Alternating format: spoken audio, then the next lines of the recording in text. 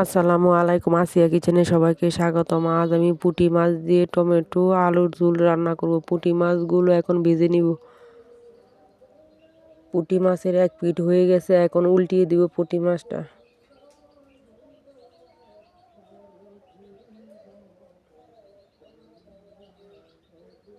পুঁটি মাছ ভাজা হয়ে গেছে, এখন পুঁটি মাছগুলো নামিয়ে নিব তাওয়া থেকে। এখন ভেজে নিব আলুগুলো হালকা ভেজে নিব।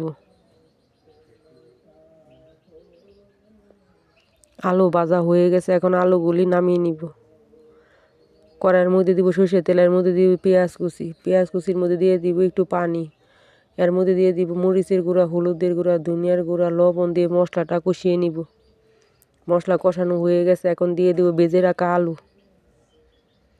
আলু দিয়ে একটু কষিয়ে নিব। দিয়ে দিব এখন টমেটো আলু একটু নাড়াচাড়া করে দিয়ে দিব পানির পরিমাণটা একটু বেশি দিব, কারণ আমি এই টমেটোর ঝোল রান্না করব। টমেটো আলুর মধ্যে জাল উঠে গেছে, এখন দিয়ে দিব কাঁচা মরিচ, দিয়ে দিব ভেজে রাখা পুঁটি মাছ, দিয়ে একটু নাড়াচাড়া করে নিব। হয়ে গেছে আলু টমেটোর ঝোল। পুঁটি মাছ দিয়ে এই রান্নাটা অনেক স্বাদ হয় খেতে।